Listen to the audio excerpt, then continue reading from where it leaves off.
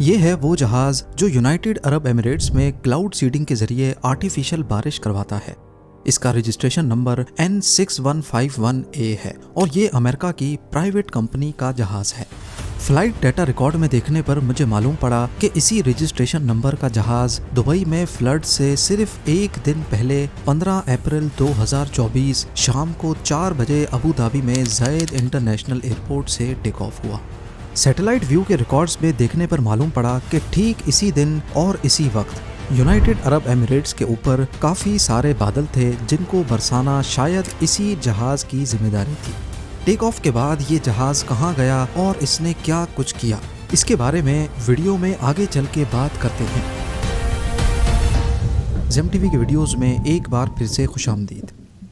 नाजरीन, आम तौर पर यही ख्याल किया जाता है कि यूएई की आबो हवा बहुत ड्राई है और वहाँ पर बारिशें बहुत ही कम होती हैं, पर इस बार कुछ दिनों नहीं बल्कि कुछ घंटों में ही इतनी बारिश हो गई जितनी दुबई पूरे साल में देखता है। दुबई के शानदार एडमिनिस्ट्रेशन सिस्टम की वजह से इसको मिनी यूरोप भी कहा जाता है, लेकिन इस बार मिनी यूरोप में लाखों गाड़ियां, घर, शॉप्स और ऑफिसेज पानी में डूब गए और अगले 5 दिनों तक पानी को निकालना दुबई गवर्नमेंट का सर दर्द बना रहा। क्या ये दुबई में क्लाउड सीडिंग का नतीजा था या फिर इनका सीवरेज सिस्टम फेल हो गया, और अगर हाँ तो कैसे? 14 अप्रैल 2024 को गल्फ ऑफ ओमान से बारिशों का एक सिलसिला तेज तूफान के साथ ओमान में दाखिल होता है और मूसलाधार बारिश सबसे पहले ओमान को हिट करती है। सड़कों पर पानी जमा हो जाता है और 20 लोगों का जानी नुकसान होता है। देखते ही देखते ये सिलसिला 16 अप्रैल तक यूएई में दाखिल हो जाता है। शुरुआत में इसको एक नॉर्मल बारिश ही समझा गया जो कि 20 mm तक थी, लेकिन देखते ही देखते बारिश बढ़ती गई और सिर्फ चंद घंटों में ये 20 mm से 142 mm यानी करीब 5.5 इंच तक पहुंच जाती है। दुबई की बिजी रोड्स पर कई फुट गहरा पानी खड़ा हो जाने की वजह से यहाँ ट्रैफिक का निज़ाम धर्म भरम हो जाता है। लोग अपने घरों में कैद हो जाते हैं, जबकि कुछ एरियाज में तो घरों के अंदर भी कमर जितना पानी जमा होने की इंफॉर्मेशन मिली है। बहुत सी वीडियोस में देखा जा सकता है कि लोगों के घरों में कीमती सामान पानी की वजह से तबाह हो गया है। तमाम शॉप्स बंद होने की वजह से लोगों के पास खाने पीने की अशिया भी ख़त्म हो जाती हैं और लोग भूख की वजह से बेहाल हो जाते हैं, लेकिन बारिश रुकने का नाम ही नहीं लेती। यहाँ तक कि दुबई इंटरनेशनल एयरपोर्ट, जहाँ नॉर्मली दिन में हज़ारों फ्लाइट्स लैंड होती हैं, रनवे पर घुटनों जितना पानी खड़े होने के बायस फ्लाइट रडार पे ये एयरपोर्ट कुछ ऐसा मंजर पेश करने लगा। जो जहाज़ एयरपोर्ट पर थे वो वहीं खड़े के खड़े रह गए, जबकि आने वाली तमाम फ्लाइट्स को डाइवर्ट किया जाने लगा। एयरपोर्ट पर मौजूद मुसाफिरों का सफ़र घंटों के बजाय अब दिनों में तब्दील हो जाने लगा। मामूली सी दिखने वाली बारिश धीरे धीरे दुनिया के सबसे तरक्की याफ्ता शहर को पूरी तरह जैम करके रख देती है और स्कूल्स ऑफिसेज को अननोन ड्यूरेशन के लिए बंद कर दिया जाता है। दुबई की एक मशहूर इंश्योरेंस कंपनी के मालिक का कहना है कि सिर्फ एक हफ्ते में हमें हज़ारों की तादाद में गाड़ियों के इंश्योरेंस क्लेम्स मौसूल हुए हैं, जो पहले के मुकाबले में 400% ज़्यादा हैं। इसी तरह रेस्टोरेंट्स और शॉप्स की तरफ से लाखों दरम्स की इंश्योरेंस क्लेम्स मौसूल हो चुके हैं, जो हमारे लिए बहुत ज़्यादा हैं।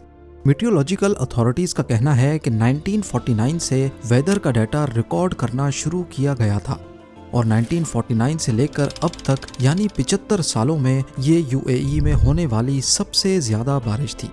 मगर असली सवाल जो सबके जहन में मौजूद है कि आखिर ऐसा क्या हुआ कि दुनिया का खुश्क तरीन इलाका इस कदर शदीद बारिश की लपेट में आ गया।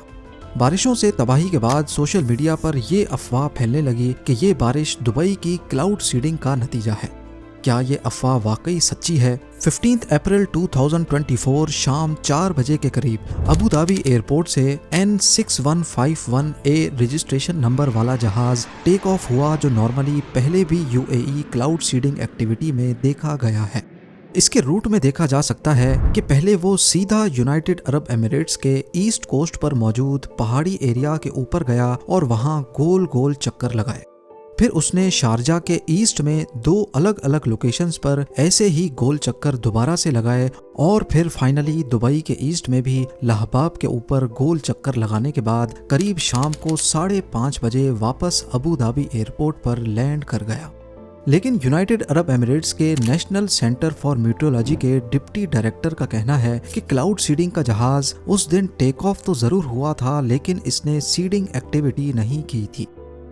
क्लाउड सीडिंग दुबई में पहली बार 1990s में यहाँ पानी की शॉर्टेज से निपटने के लिए शुरू की गई थी।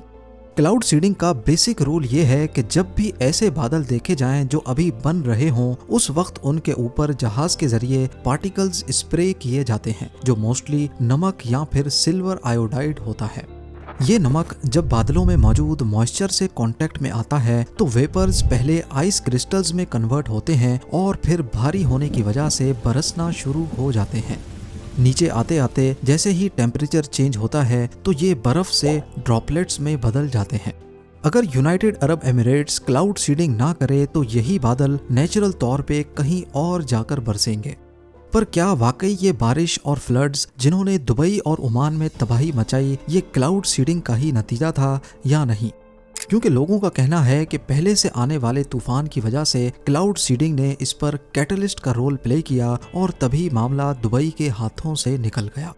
पर मेरी जांच से ये मालूम पड़ता है कि इतनी ज्यादा बारिश क्लाउड सीडिंग का रिजल्ट नहीं हो सकती, क्योंकि जो एयरक्राफ्ट हमने ट्रैक किया वो सिर्फ यूएई के ऊपर ही घूम रहा था, ना कि ओमान के ऊपर। जबकि सैटेलाइट व्यू में देखा जाए तो बादल खुद ओमान की तरफ से आ रहे थे।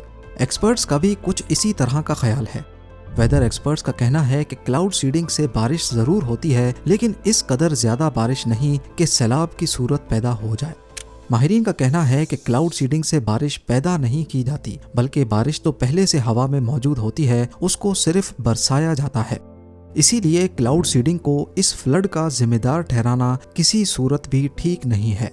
इंपीरियल कॉलेज ऑफ लंदन की एक मशहूर क्लाइमेट एक्सपर्ट फ्रीडरिक ऑटो का कहना है कि ये बारिशें इंसानी क्लाइमेट चेंज का नतीजा हैं, यानी हमारी गलतियों की वजह से जो दुनिया भर का मौसम तब्दील हो रहा है, जिसमें हमारे एग्रीकल्चर प्रोसेस, इंडस्ट्रियल प्रोसेस और जंगलात का खात्मा शामिल है। क्लाइमेट चेंज से तो पूरी दुनिया ही मुतासिर है और अगर इसका हल ना निकाला गया तो आने वाले चंद सालों में शदीद मौसमी तब्दीलियों से पूरी दुनिया को नुकसान उठाना पड़ सकता है। माहिरीन का ये भी कहना है कि अगर ऐसी बारिशें किसी ऐसे मुल्क में होती जहां बारिशें होती रहती हैं तो शायद इस कदर नुकसान ना होता जितना यूनाइटेड अरब एमिरेट्स और ओमान में हुआ है।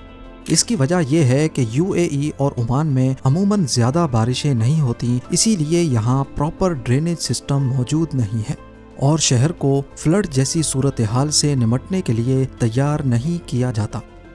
दुबई का रीसेंट फ्लड जाहिर करता है कि शहरी इंजीनियरिंग क्लाइमेट चेंज के टेस्ट को फेल कर चुकी है। पहली बात यह कि हमें नहीं भूलना चाहिए कि दुबई रेत पर बनाया गया था, वो रेत जो पानी को आसानी से एब्जॉर्ब कर लेती है। लेकिन इसी रेत को अगर हम कंक्रीट डालकर ढक दें तो जाहिर है उसकी पानी एब्जॉर्ब करने की सलाहियत कम हो जाएगी। और ऐसा ही कुछ दुबई के साथ भी हुआ है। रियल एस्टेट डेवलपर्स ने दुबई के नेचुरल टेरेन को बदल दिया है और अब यहाँ की ज़मीन पानी को बहुत कम एब्जॉर्ब करती है। यही वजह है कि हर कुछ सालों के बाद यहाँ के सीवरेज सिस्टम को बढ़ाना पड़ता है। दूसरा मसला ये भी है कि दुबई की पॉपुलेशन दिन ब दिन बढ़ती जा रही है और पॉपुलेशन के साथ वेस्ट भी बढ़ता जा रहा है। दुबई की सड़कों पर हमें कचरा नज़र नहीं आता, लेकिन इस कचरे को कहीं ना कहीं तो जाना है। दुबई का सीवरेज सिस्टम इतना बड़ा नहीं है कि 142 mm की बारिश का पानी अचानक से निकाल सके। लिहाजा जब पानी खड़ा होना शुरू हुआ तो उसने कचरे को भी अपने साथ बहाकर पहले से छोटे सीवरेज सिस्टम को आसानी से ब्लॉक कर दिया और मसला बद से बदतर हो गया। आमतौर पर जब ऐसी सूरत हाल पैदा होती है तो उस वक्त ब्लॉक्ड सीवरेज लाइन को आइडेंटिफाई करना बहुत मुश्किल काम होता है। ऐसा सिर्फ दुबई में ही नहीं बल्कि दुनिया की दूसरी डेवलप्ड सिटीज़ में भी देखा गया है। पिछली बारिशों में न्यूयॉर्क सिटी का भी कुछ ऐसा ही हाल था। स्कूल्स, रोड्स और घरों में पानी खड़ा हो गया। सीवरेज लाइंस जो ऑलरेडी पानी में मिट्टी की वजह से आधी आधी चोक थीं, जब अचानक उसमें ज़्यादा पानी आया तो वो बर्दाश्त नहीं कर पाई। ये बात सुनने में थोड़ी अजीब लगती है, लेकिन दुबई में अभी तक भी काफ़ी एरियाज़ को सीवरेज कनेक्शन नहीं दिए गए। यहाँ तक कि दुनिया के सबसे ऊंचे स्काई स्क्रैपर बुर्ज खलीफा को भी नहीं।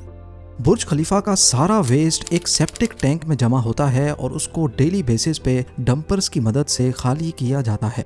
खुशकिस्मती से 16 अप्रैल की बारिश में दुबई के पास रिसोर्सेज और टेक्नोलॉजी के साथ साथ बेहतर मैनेजमेंट मौजूद थी, इसीलिए जल्द अज जल्द टैंकर्स और मशीनरी की मदद से ज़्यादातर लोकेशंस पर से पानी निकाल लिया गया और सिस्टम को बहाल कर दिया गया।